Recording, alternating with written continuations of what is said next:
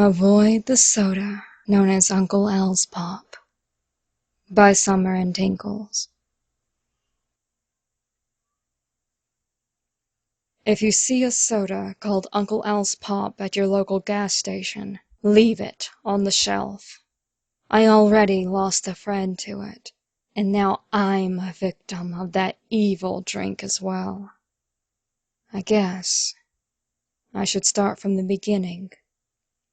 My friend Jenny had just picked me up in her red pickup truck and was driving me to her house. We were talking most of the way there, and our conversation transitioned from the upcoming Star Wars movie to there being more deer in this town than usual, to this new soda Jenny had bought at the gas station. "It's called Uncle Al's Pop," she explained. "Generic name, I know, but I've only drank a couple of cans, and I'm already addicted. This stuff is freaking delicious. Best soda ever.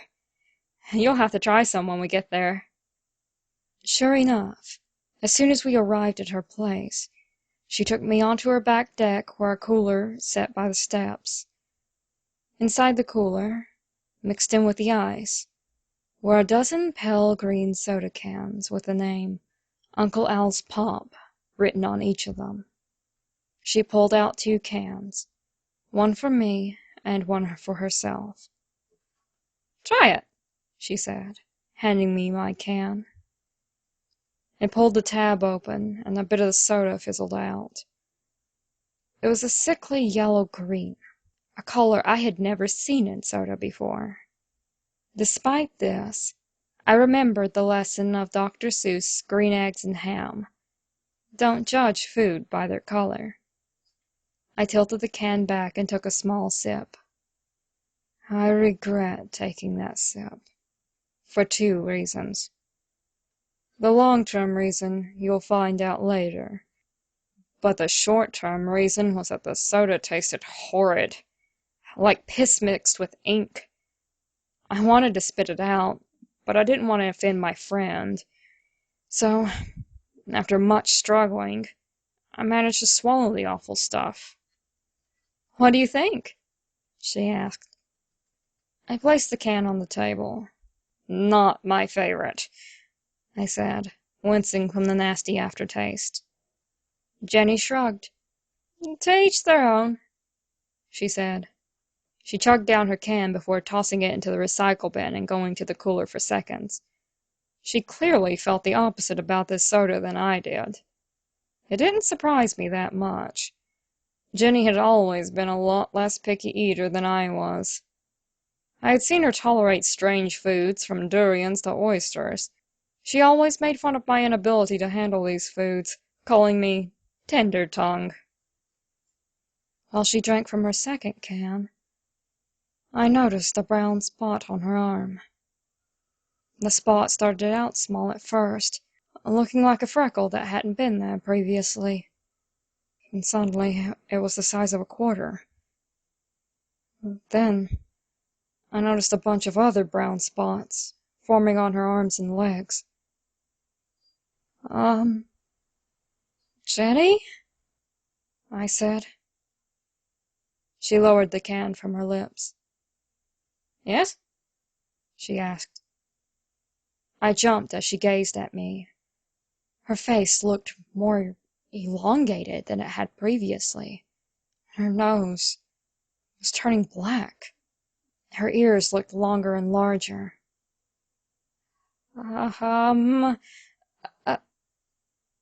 I said, struggling to find words. I didn't need to. Jenny looked down and let out a cry as she noticed her now completely brown arms and legs. She scratched one leg, and I noticed what appeared to be fur on that area. Then she reached up and felt her face, before screaming and running inside. I followed her to the bathroom, where she slammed the door and locked it. I put my ear against the door, where I could hear her panicking. No. What's happening to me? This isn't happening. Help! Oh, God. Oh, God, help.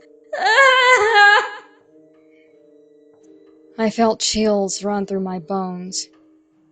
I had never heard her this terrified before. She sounded like she was in severe pain of some kind. 10 minutes passed of her screaming and sobbing in the bathroom. Soon the screaming was accompanied by banging. It sounded like a frightened animal was trapped in there, kicking on the door and walls. The screaming began to turn into a braying sound that reminded me of a wounded goat. What is happening in there? I thought to myself the whole time. What should I do? Should I call 911? Should I unlock the door and get her out of there? My thoughts were suddenly interrupted by the sound of breaking glass, which I instantly realized was the bathroom window. I ran to the living room and peeked out of the window there, noticing a deer galloping from the area where the bathroom was.